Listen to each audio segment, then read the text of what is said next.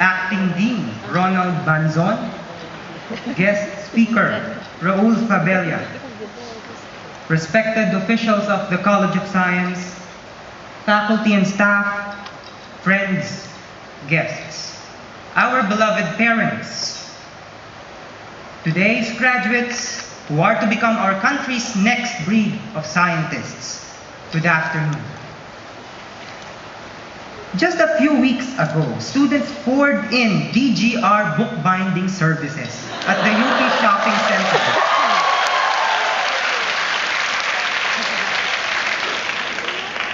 Minute by minute, students with brown envelopes carrying their research papers barged in through the doors of stall number 36. Then asking the people inside, "Ate, pagawa na po ng thesis cover. Kuya, pa-Xerox, 5 copies.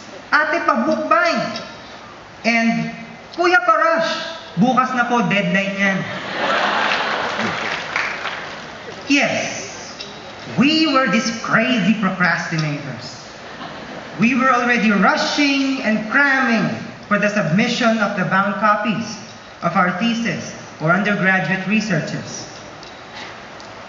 Now, we are already assembled in this great hall, celebrating the fruits of these past labors.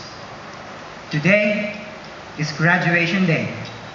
Today we had waited for every time we stumbled upon a huge academic struggle while we were studying in this university. After successfully completing our stay in the College of Science, after getting through a seemingly formidable obstacle course, just like tiny rats in an animal behavior experiment, we finally reach the cheese at the finish line, the peak of our journey as students. Goodbye, derivative of sine of x equals cosine of x. Goodbye, Newton's law of gravitation. Goodbye, Aufbau principle. Goodbye, continental drift theory. Goodbye, Darwin's theory of evolution. Hello, joy and fulfillment in accomplishing 3, 4, 5, or more years of education in UP. As our academic journey comes to an end, we enter into a new epoch of our lives. We embark on the more complicated working world. Of course, we may choose to stay in the academe as instructors or graduate students. But surely, for most of us, life after college will be spent in workplaces outside the university.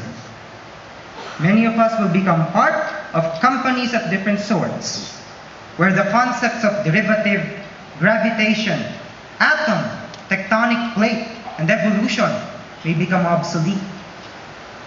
Majority of the job vacancies currently available for science-oriented minds like us might not at all be science-oriented. Marahil sa ating paglisan sa universidad, ni hindi natin magagamit ang ating mga kurso o ang mga kinuha nating mga subject. Ngunit ganoon na nga lang ba? Sa ating pagtatapos sa kolehiyo ng agham, kung tayo hindi naman susuong sa buhay akademiko, kung wala namang kinalaman ang ating kinuhang kurso sa napasukan nating trabaho, magpapaalam na nga lang ba tayo sa ating pagiging mga siyentista?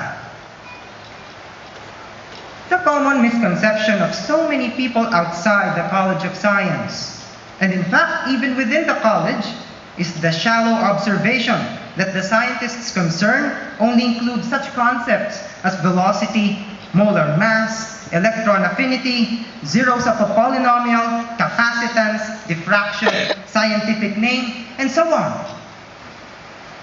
What comes to mind upon hearing the word scientist are just all these scientific and mathematical jargon. What so many people overlook is the more important aspect of a scientist.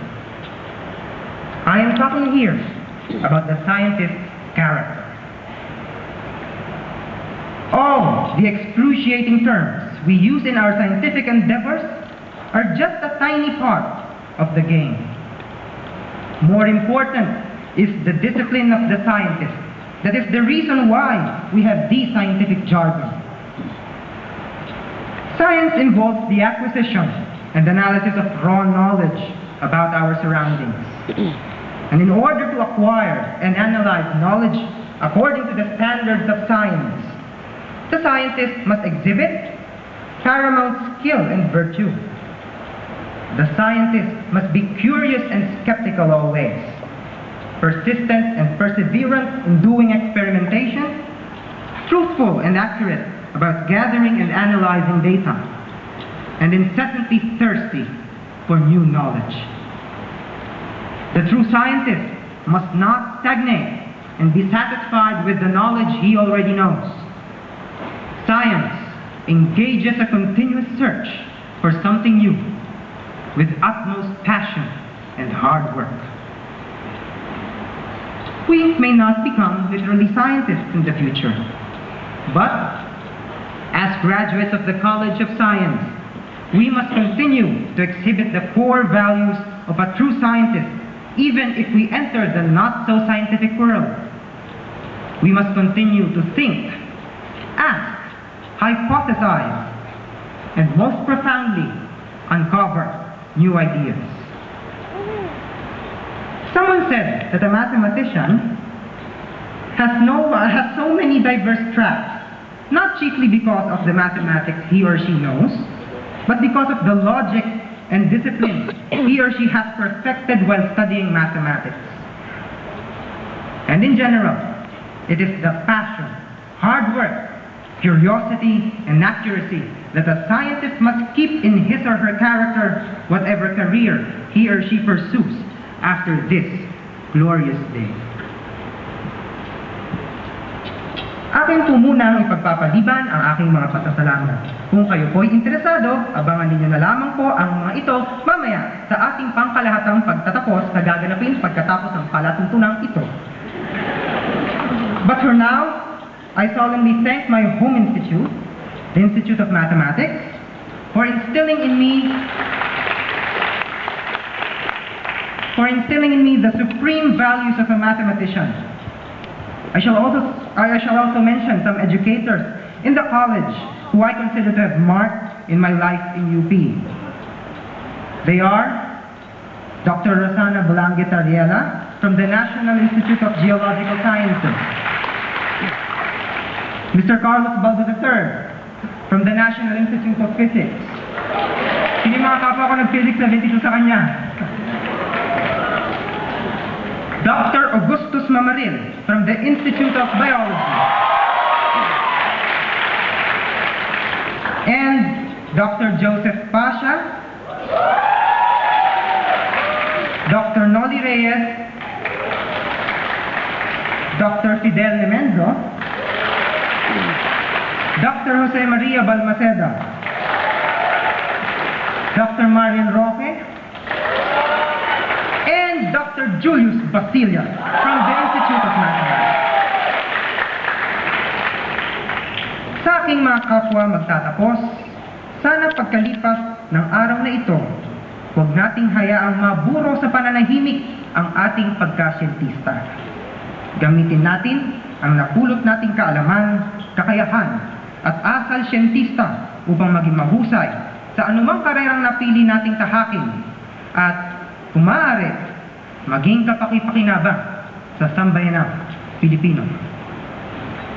Maraming salamat po. Mabuhay ang ating kolehiyo at ang pamunuan, kaguruan at mga kawani nito, ang ating mga magulang at ang mga bagong siyentista ng bayan.